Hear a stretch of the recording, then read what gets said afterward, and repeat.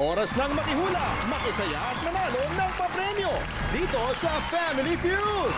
Please welcome our host, ang ating kapuso, Ding Dong Dantes. Hello. Hi, Isabel. Lola. Hi, welcome. What's up? Oh. Hello, hello, hello. Hi. Ale, welcome. Ale. Welcome, welcome. Good afternoon, sir. Come on, join me. Halika na.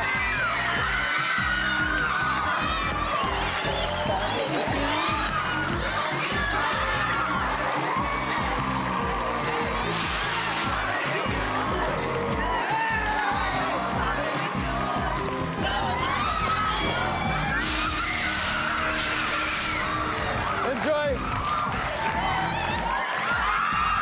Magandang hapon po mga kapuso. Huling Friday na ng Super November pero never magwawakas ang saya dahil puro beautiful people ang kasama po natin dito sa pinakamasayang family game show sa buong mundo ang... Alright. Yung mga players natin tonight ay mga winners and finalists ng dalawang beauty pageants. Kaya ito na, rumarampa na ang unang team, ang Hiyas ng Pilipinas 2024. Led by Hiyas ng Pilipinas 2024 Grand Winner, ang concurrent Miss Hiyas ng Pilipinas Tourism World 2024, Amarela Huaman. Welcome. Maraming salamat po. I'm very happy na nandito po kami ngayon. We're so happy to have all of you.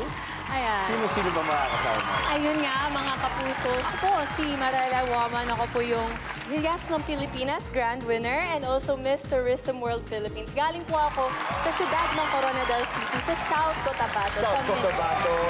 Yes. Ayan. Mindanao represent. Yung kasama ko naman po is si Miss Isa Makuha, galing from Makati City. And siya din po yung Hiyas ng Pilipinas 2024 first runner-up at siya po yung mag-represent ng Philippines sa Miss Elite World. Puso! Kasama ko naman po is si Rona Lalaine Lopez. Tapos siya yung Hiyas ng Pilipinas second runner-up. Tapos siya din po yung mag-represent ng Philippines sa Miss Continental World 2025. Ayan. Lastly, we have Gisela Lagrimas. Siya po ay galing Lauang, Northern Samar. Tapos siya din po yung Hiyas ng Pilipinas fourth runner-up. Yan! Ang Hiyas ng Pilipinas ay isang foundation, isang advocacy group na Yes. nagpo-promote ng Filipino culture. Marela, you're from the South, from Mindanao, Cotabato. Ano ba specifically ang culture na gusto mong i-promote? Anong tradisyon ng galing sa inyo ang gusto mong ipaalam sa buong Pilipinas? Yun po kasi yung Coronadal City situated sa heart ng South Cotabato. Tapos yung South Cotabato is a landlocked area and then marami po kaming mga lakes doon. So yung mga food namin talaga is coming from fresh water. So meron kaming mga tilapia, pantat, and we're very proud na meron po kaming chicharong tilapia. Chicharon tilapia! Yes! Baka naman Super crunchy. May dala ba kayo dyan? Sayang hindi ko kasi na-prepare. Pero yun po, parang galing siya. Pwede mo siyang gawing ulam, pwede mo siyang gawing merienda, at ang sarap. Thank you for sharing your story and your culture, di ba, to the Filipino people. Palakpakan po natin Hiyas ng Pilipinas dahil nakikilala nila yung mga katapat nila. Ito na po sila, walang iba kundi Misters of Filipinas 2024, pinangungunahan ng Man of the World Philippines 2024 from Cebu, ang Filipino-Jordanian na si Raed Fernandez Alsgayer. Raed, Nice to see you. nice to see you, nice to see you. Pare, sino-sino makakasama mo ngayon? So Raed? kasama ko si Derben Argana. He's a Mr. Fitness Supermodel and he will represent the country next year. Oh, He's from Muntinlupa City. Muntinlupa, Denver. And then si Miko Santos, Mr. Teenager Universe There we go. from San Fernando, Pampanga. And lastly, Ale from 1st District of Las Piñas. Yan na, kompleto na po sila. Alam niyo po, siyempre, kapag sumasali ng mga ganitong klaseng contest, kailangan kakaiba talaga yung fitness level. Alam niyo po si Raed, grabe po yung kanyang fitness journey dahil dati po, siya ay 300 pounds heavy. Pero ngayon, tignan niyo po yung naging transformation niya. At eto, ang resibo, may picture tayo niyan. No? Raed, yun ang tanong ng lahat. Paano mo ginawa ito? Gaano katagal? Over a period of how long? I think almost 15 years na. 15 years. But kailangan mo talaga patience and perseverance and determination. You need to have a goal talaga. Alam mo, nagbibigay ka ng pag-asa. Di ba sa mga taong overweight na pwede pala. Kayang-kaya natin. Kaya thank you sa inyo, guys. Welcome. Good luck. Ito na. Ladies and gentlemen, hindi Corona at SAS, kundi 200,000 pesos po ang papremyo natin ngayon. Kaya eto na. Marela and Raed, let's play round 1. Let's go.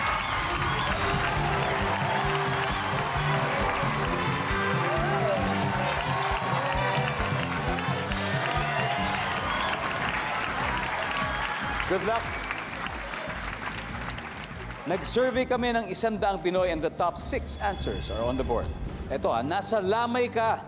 Nasa lamay, yan yung setting, lamay. Nang may marinig kang ingay na nagmula sa kabaong or coffin. Ano kaya yun? Marela. Nabuhay ang patay? Nabuhay yung patay. Nabuhay yung patay. Nandiyan ba kaya yan? Hoy! Marela, pass or play? We will play. All right, let's go play round 1. Tara. Nabuhay ang patay. Eto, imagine, nasa lamay ka. May narinig ka na ingay mula sa kabaong. Ano kaya yun, Isabel? Daga. Paano nakarating sa loob? Malay mo, hukay. Dinagana yung, yung bangkay. Nako po.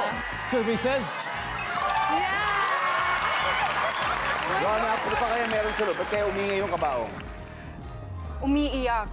Umiiyak. Oo. Sino? Yung patay. Umiiyak yung patay. Okay. Umiyak. Wala. Again, nasa lamay ka, may narinig kang ingay, ha? Ingay galing doon sa kabaong. Ano kaya yon? Sisiw. Kasi diba sa kabaong may sisew. Hindi, alam nyo, minsan tradisyon na nilalagyan ng sisiw sa ibabaw ng kabaong, lalo na kapag naging biktima ng krimen, para makonsensya daw yung suspect. Para makonsensya yung suspect. Para sumuko.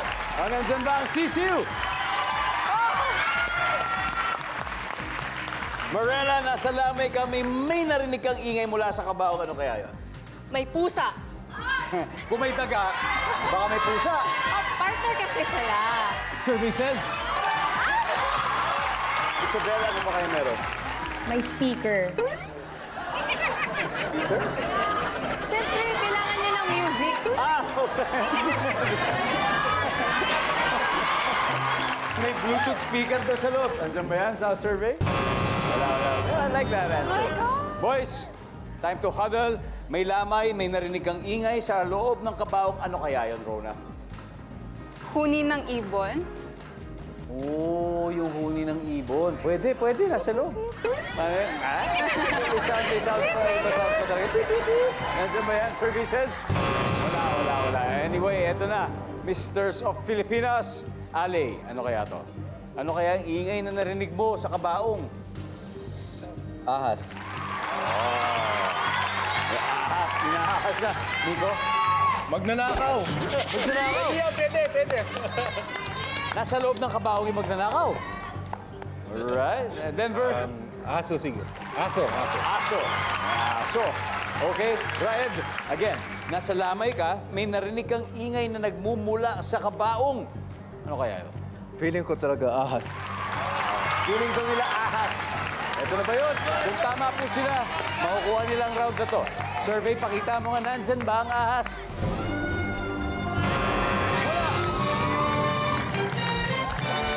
Palakpakan po natin ang Hiyas ng Pilipinas. May 68 points agad sila. Pero i-cheer po rin natin din maaga pa naman ang Misters of Filipinas 2024 may chance pa pong bumawi. At may chance din po kayong manalo ng 5,000 pesos dahil may dalawa pang hindi nasasagot. Sino gustong mauna? Ito, mukhang best in recitation. Alright. First, pangalan at anong school? I'm Cyril Ann Pimones from La Consolacion College, Manila! Feeling ko, best in recitation ka. Talagang nasa harap ka talaga. So sana tama. Nasa lamay ka nang may marinig kang ingay, nagmumula sa kabaong. Ano kaya yung ingay niya? May ipis. Okay. 5,000 pesos. Saan ka mas takot? Sa patay o sa ipis? Sa ipis. Talaga? Opo. Flying ipis ba to o gumagapang? Flying ipis po. Alright, para sa flying ipis, 5,000 pesos. Nandiyan ba yan?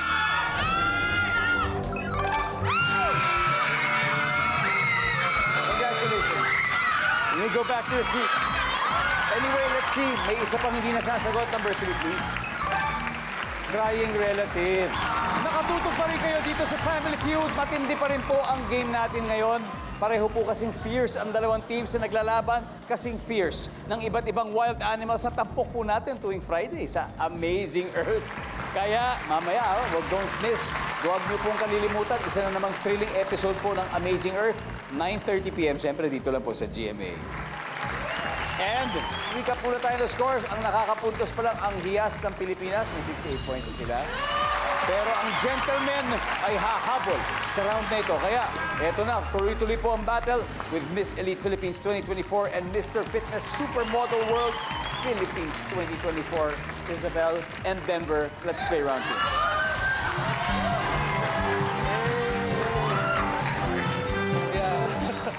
Good luck!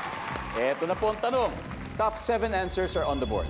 Sa restaurant, iisipin mong mag-asawa ang nasa kabilang table dahil sila ay... Denver. Naghahalikan. Naghahalikan. Survey. Yes! Top answer. Denver, pass or play? Play. All right, let's play round 2. Ako na.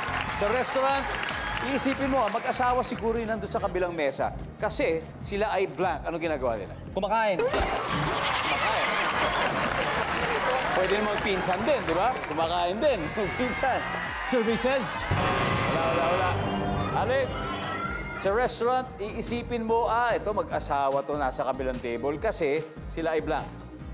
nagsusubuan ng pagkain. Nandiyan ba yung nagsusubuan? Red, sa restaurant, isipin mo mag-asawang nasa kabilang table dahil sila ay blank. Nag-sweet-sweetan. Nagsi-sweet. Maraming ways of how to show. Holding hands. Holding hands. Okay. Nandiyan ba holding hands? Yes, sir. Denver, sa restaurant, isipin mo mag-asawa to kasi sila ay blank. Nagyayakapan. Nagyayakapan. Nagyayakapan habang nagsusubuan. Survey says, Rico, tatlo ba? Ano pa kaya? Okay, yes ng Pilipinas. Time to huddle. Ale, sa restaurant, iisipin mo mag-asawa to kasi sila ay ano? Ano ginagawa nila? naglalandian. Good answer? O, naglalandian daw. Wala. Alright. Girls? Ladies? Josiela? Ano kaya to? Nagse-selfie together. Nagsa-selfie together, Rona? Ano kaya? Naghaharutan. Naghaharutan. Isabel? Nagchichismisan. Nagchichismisan. Okay, ulitin ko ha. Again, sa restaurant, iisipin mo na kung mag-asawa itong nasa kabilang table. Dahil sila ay blank. Mariela. Naghaharutan. Naghaharutan. Okay. Tingnan natin. Ang sabi po nila ay naghaharutan. Wala! Okay, level up na po laban dahil both teams are on board. Ang Hiyas sa Pilipinas, siyempre may 68 points. Ito na, ang Misters of Pilipinas, may 65 points na po sila. Pero, meron pa po tayong tatlo na hindi nakukuha. Sino gusto sumagot for 5,000 pesos?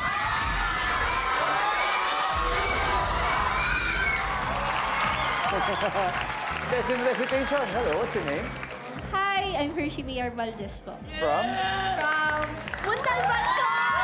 Hey, alright. Ito. Sa restaurant, isipin mo mag-asawa ang nasa kabilang table kasi sila ay anong ginagawa?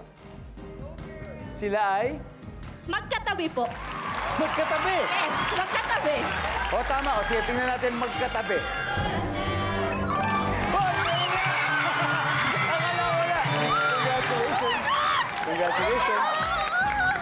Congratulations. You may now go back to your seat. Meron pa po tayo. Ito na. Number 6, please. And finally, number 4.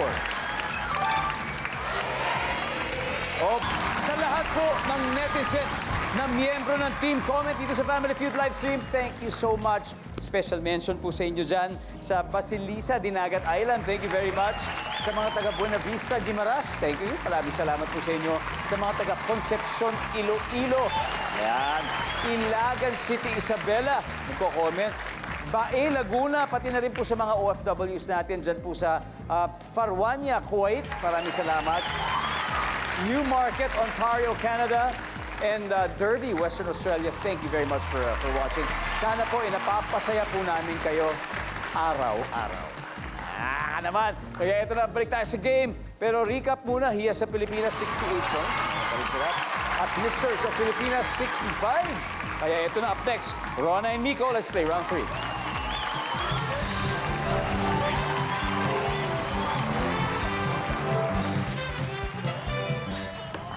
Yan. Isa pong taga-Pangasinan at isang taga-Pampanga. Double points round na. Top 6 answers are on the board.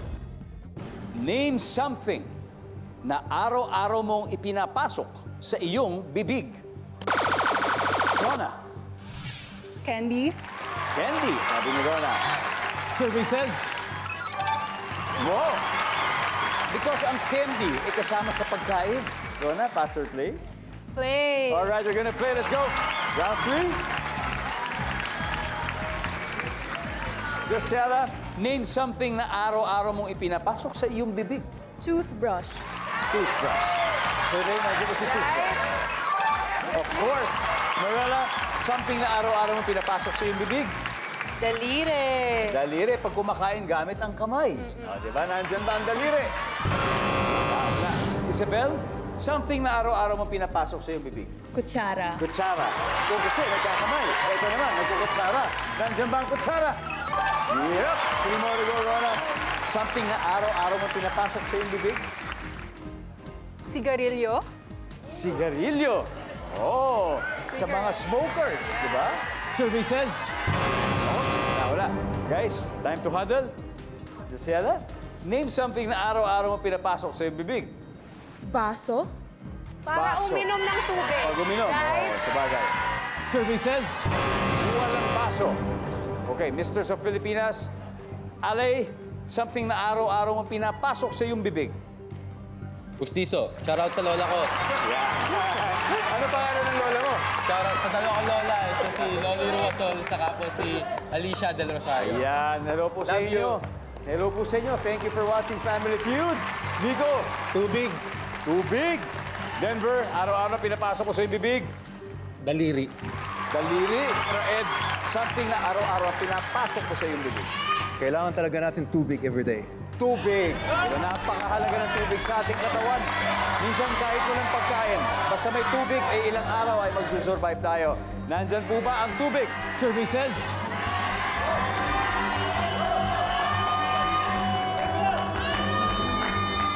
Malalaman natin sa pagbabalik ng Family Feud. Super November pa rin ang pakbakan dito sa Family Feud, but hello po muna sa mga bisita natin from La Consolacion College, Manila. We hope you enjoy. Mag-enjoy ba kayo? Sana everyday kasama namin kayo dito, ha? You're welcome anytime. Now, imagine December na next week, guys. So may chance pa kayo humabol sa Noel Bazaar sa World Trade Center. Alam nyo, pwede po kayo mag-shopping dyan until Sunday. At bahagi po ng mga proceeds ay mapupunta sa GMA Kapuso Foundation. Na marami po talagang natutulungan. Kaya see you there po, mga kapuso. Now, back to the game. Kanina, bago tayo pumunta sa break, tinanong natin ang Misters of Filipinas, something na araw-araw mo pinapasok sa bibig, sabi po nila ay tubig. Kung tama ang sagot nila, kukunin nila ngayon puntos ng Hiya sa Pilipinas. Sa round 3, nandyan ba ang tubig?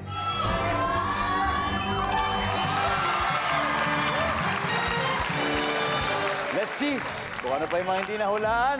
Number 6. Tinidor. Kung may kutsara, may tinidor. At number 5, toothpaste. Recap ulit tayo ng scores after 3 rounds. Leading na ang Misters of Pilipinas with 251 points. Habang naghahabol pa rin ang Hiyas ng Pilipinas ngayon. Siyempre, kanina leading sila, may 68 pa rin sila. Ang tanong, sure win na ba ito? O magka-come from behind victory po ang Hiyas ng Pilipinas? We'll see. Depende yan. Kay Josiela and Ale, let's play the final round. Let's go!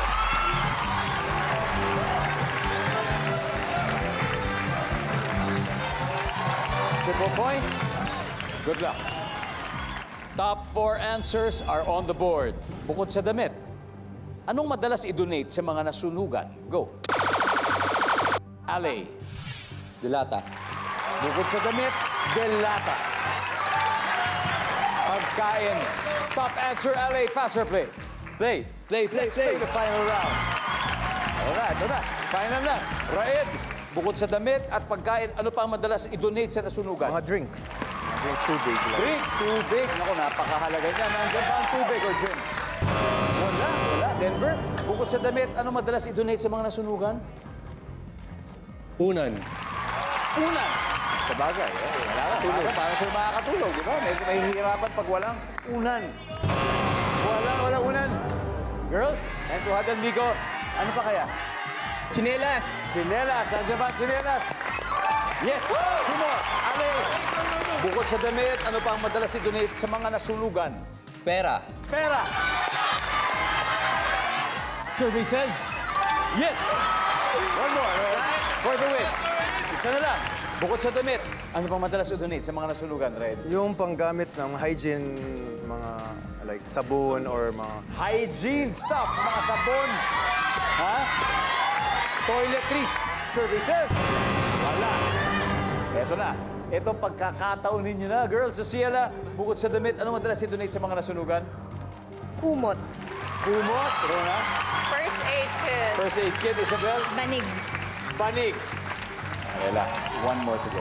Isa. Very, very crucial. Ganito na lang, ha? If you get this, then automatically, ladies, you win. Eto na. Bukod sa damit, ano madalas i-donate sa mga nasunugan? Go. Kumot. Kumot. Pag tama, sagot nila, mananalo sila. Pag mali, syempre, sila na po. Sa tingin nyo, nandun ang kumot? Wala. Nandiyan po ba ang kumot? Wow!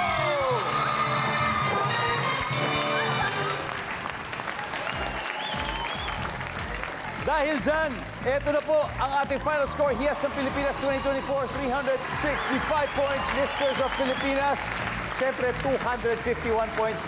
Thank you very much. Gentlemen, mag-uwi pa rin kayo ng 50,000 pesos. Nice one, nice one. And of course, ladies, congrats. Galing, ha? Dahil dyan may 100,000 pesos na kayo. Mariela, sino kayo sa Fast Money? I need 2 players. So, napag-usapan namin kanina, should we win the first round? So, kami dalawa ni Isa. Okay, Isabel and Lorella, sila na po. Pero gagamitin na po nila ang chance na ito para gumawa ng strategy. Fast Money Round po sa Family Feud. Kasama natin si Isa ng Hiyas ng Pilipinas 2024. Tonight po, ang target nila ay makapag-uwi ng total cash prize of 200,000. At syempre, panalo rin ng 20,000 ang napili nilang charity. Ano bang napili niyo? Sa Puso Foundation. Maraming salamat sa inyo. At this point, si Marella ay nasa waiting area sa likod. At oras na para sa Fast Money. Give me 20 seconds on the clock. Habang matraffic pa, saan kaya karaniwang nagpapalipas ng oras ang mga taxi driver? Go. Sa cafe. Bukod sa wallet at bag, saan pa makakakita ng pera? Sa pass. Ipinagbabawal itong gawin ng batang bagong tuli. Mag-brief. Anong age ka unang nabigo sa pag-ibig? 16. US state na nagsisimula sa letter M. Michigan. Let's go, Isa. Habang matraffic, saan kaya karaniwan nagpapalipas ang mga taxi driver ng oras? Ang sabi mo'y sa kapehan. Nandyan ba ang cafe? Uy, cafe. Bukod sa wallet at bag, saan pa makakakita ng pera? Hindi na natin nabalikan. Pero saan mo sana gusto sila? Bangko. Sa bangko. That would have been a good answer. Ipinagbabawal itong gawin ng batang bagong tuli, mag-brief. Tama yan, bawal yan. Kailangan nakabaluwag. Sabi ng survey ay... Yan. Anong age ka unang nabigo sa pag-ibig? Sabi mo ay 16. Sabi ng survey dyan ay... Meron. US state na nagsisimula sa letter M, sabi mo ay Michigan. Sabi ng survey sa Michigan ay... Nice one, nice one. Isa? Thank you so much. Balik na tayo dito, 49 points. Let's welcome back Marela. Alright, welcome back. Ito na, si Isabel ay nakakuha ng 49 points. 151 to go, kayang-kaya mo yan. At this point, makikita na po ng mga manunood ang sagot ni Isabel. So please give me 25 seconds on the clock. Habang matraffic, saan kaya karaniwang nagpapalipas ng oras ang mga taxi driver? Mall. Bukod sa wallet at bag, saan pa makakakita ng pera? Purse. Ipinagbabawal itong gawin ng batang bagong tuli. Magtayo. Anong age ka unang nabigo sa pag-ibig? 14. US state na nagsisimula sa letter M, M as in Mike. Massachusetts.